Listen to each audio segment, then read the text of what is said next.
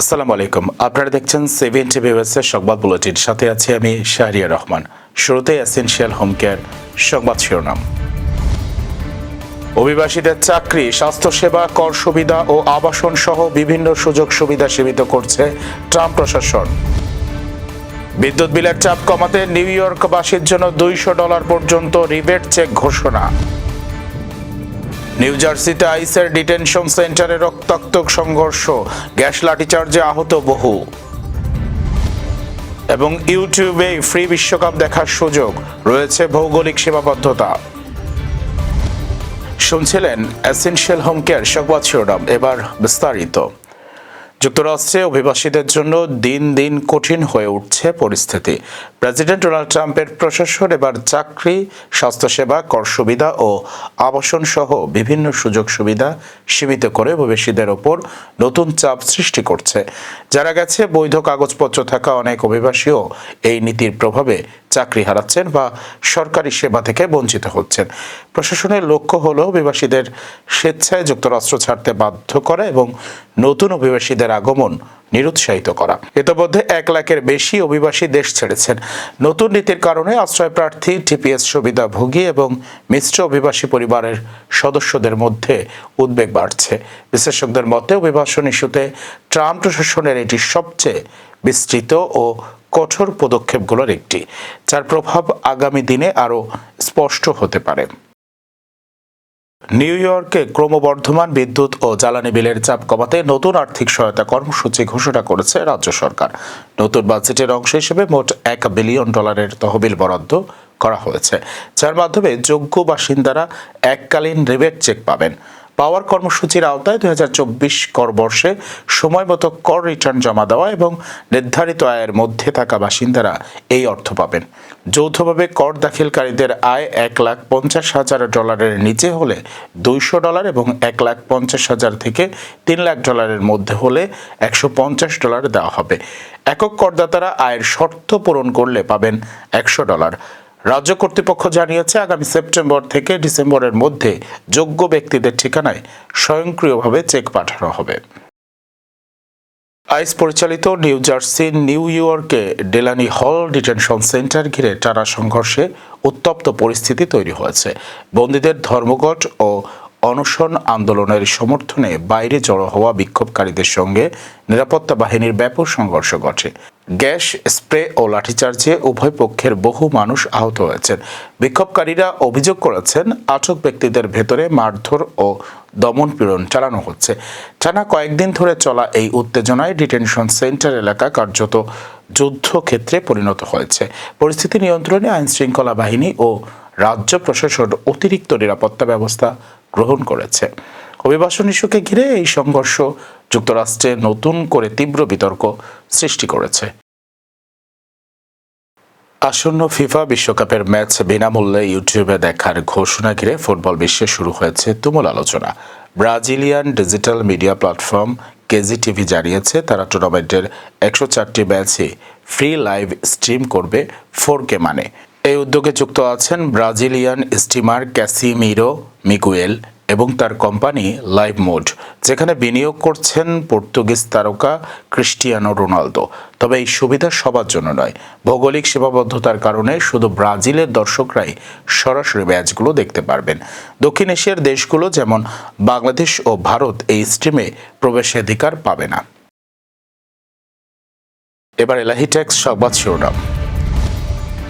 ব্রঙ্কসে খাবারের স্বাদ ও আস্থায় জনপ্রিয়তার শীর্ষে হাসান হালাল চাইনিজ। ইরান যুদ্ধে জড়ানো যুক্তরাষ্ট্রের বড় ভুল ছিল ট্রাম্পের স্বীকারোক্তি। ভারত বাংলাদেশ সীমান্ত নিয়ে অমিত শাহের নীল নকশা। যুক্তরাষ্ট্রের কাছ থেকে 3 পারমাণবিক সাবমেরিন কিনছে অস্ট্রেলিয়া। এবং নাবাতিয়ে ঘিরে ইসরায়েলের অগ্রযাত্রা, নতুন সংকটে লেবানন। আবার স্বাগতম 7 টিভি সংবাদ বুলেটিনে। শুনছিলেন এলাহিটেক্স সংবাদ শিরোনাম। এবার বিস্তারিত।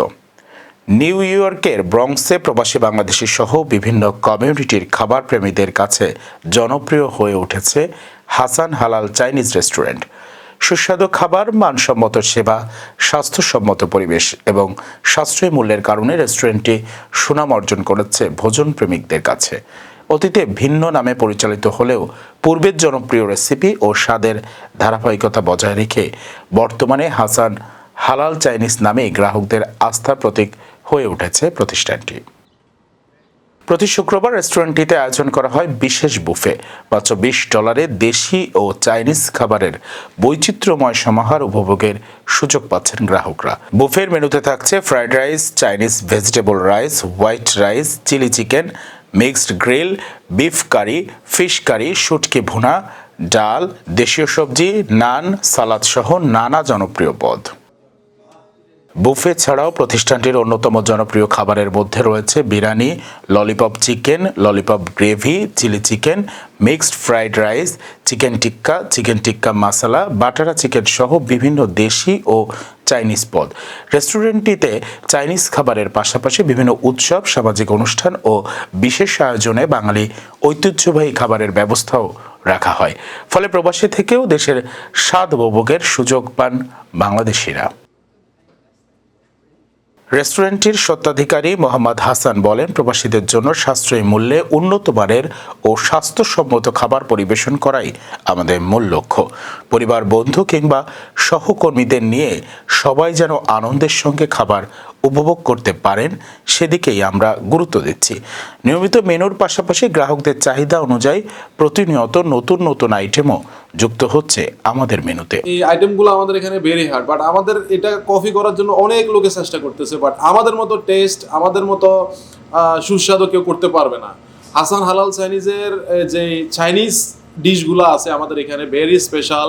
1999-এ আমরা 15-16 পদ এর খাবার ডিসপ্লেতে রাখি, যেন খাবার সব টেস্ট করে কাস্টমারের নেক্সট ডে এসে অর্ডার দিতে ইজি হয়। আর আমাদের বাচ্চার জন্য আমরা 10 ইয়ার্স, লেস দেন 10 ইয়ার্স, আমরা যারা 10 বছরের নিচে তাদের জন্য আমরা মাত্র 999 রাখছি। আর যারা অ্যাডাল্ট তাদের জন্য 1999। আমাদের অনেক রকমের খাবার এখানে, আপনার হোয়াইট রাইস হইতে আমাদের বাঙালি খাবার আছে, আবার চাইনিজ খাবার আছে, যেন 50-50 আপনারা টেস্ট করতে পারেন আর কি। চেষ্টা করি কাস্টমারের স্যাটিসফ্যাকশন আমাদের প্রায়োরিটি আগে। আমরা যখন খাবার বানাই, খাবার যখন প্রসেসিং করি, আপনি যখন ভালো জিনিস দিয়ে কুক করবেন, ভালো অয়েল ইউজ করবেন, ভালো মিট ইউজ করবেন, ভালো মশলা ইউজ করবেন, তখন আপনার খাবার ডেফিনেটলি ভালো হবে। আপনি যদি চিপ জিনিস ইউজ করেন তাহলে আপনার খাবার যতই করেন আপনার টেস্ট আসবে না। আপনার ইউজ করতে হবে সব ফ্রেশ। আমরা যেমন কাচ্চি বানাই, আমাদের স্যাটারডে সানডেতে আমাদের কাচ্চি থাকে, আমরা ফ্রেশ বেবি গুড আইনা আমরা কুক করে তারপরে আমরা কাস্টমারের জন্য সার্ভ করি। তিনি আরো বলেন, রেস্টুরেন্টে পরিবেশিত খাবার সবসময় তাজা ও মানসম্মত রাখার বিষয়টি সর্বোচ্চ গুরুত্ব দেওয়া হয়। বিশেষ করে বিরিয়ানির জন্য মাংস ও চাল আলাদাভাবে প্রস্তুত রাখা হলেও গ্রাহকদের অর্ডার পাওয়ার পর তাৎক্ষণিকভাবে তা রান্না করে পরিবেশন করা হয়, যাতে খাবারের স্বাদ ও গুণগত মান অক্ষুণ্ণ থাকে। রেস্টুরেন্টের শেফ রিয়াজ বলেন, পরিচ্ছন্ন পরিবেশ, আন্তরিক সেবা এবং খাবারের মানের কারণে আমরা প্রতিনিয়ত গ্রাহকদের ইতিবাচক সাড়া পাচ্ছি।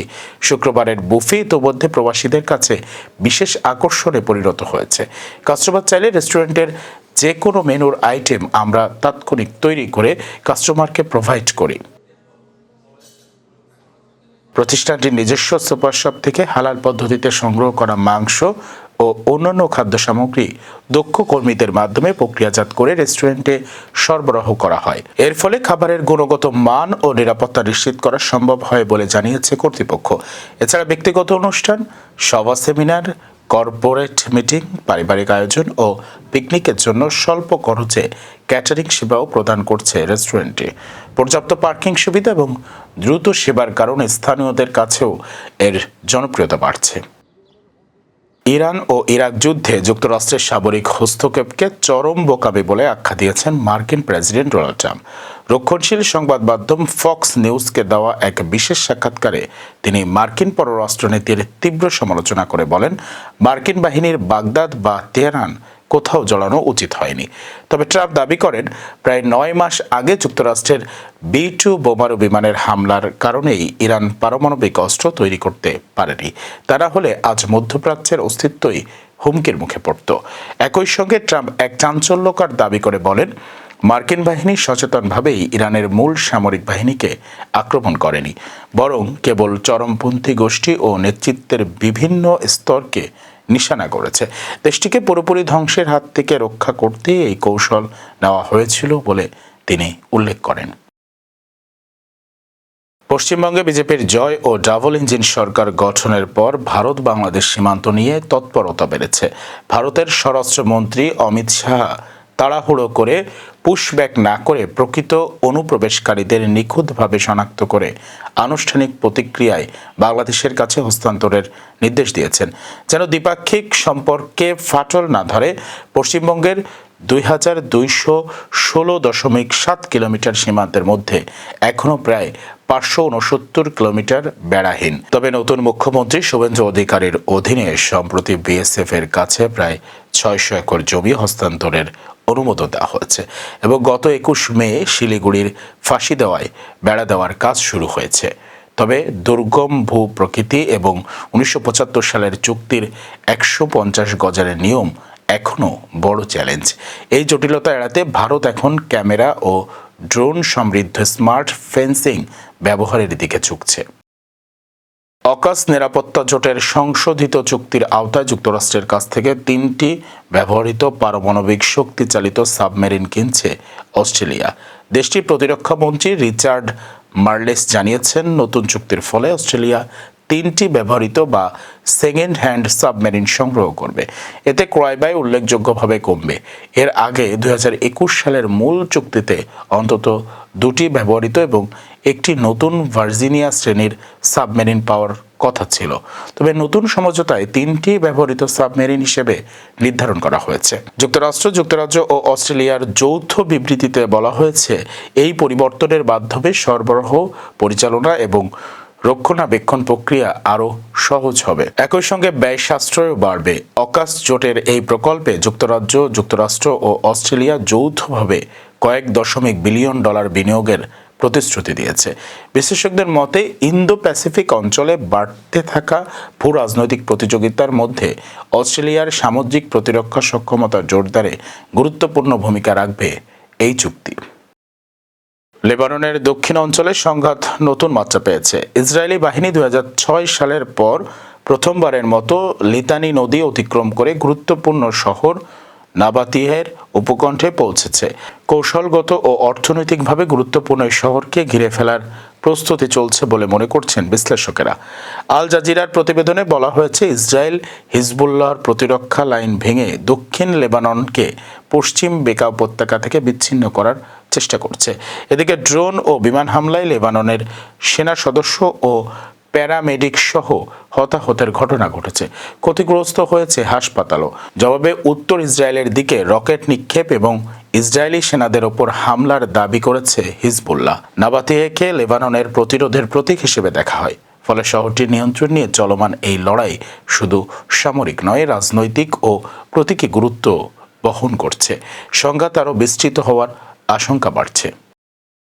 দর্শক, এই ছিল সিবিএন টিভি ইউএসএ সংবাদ বুলেটিনে। শেষ করছি। পরবর্তী বুলেটিন দেখার আমন্ত্রণ জানিয়ে এতক্ষণ সাথে থাকার জন্য ধন্যবাদ সবাইকে।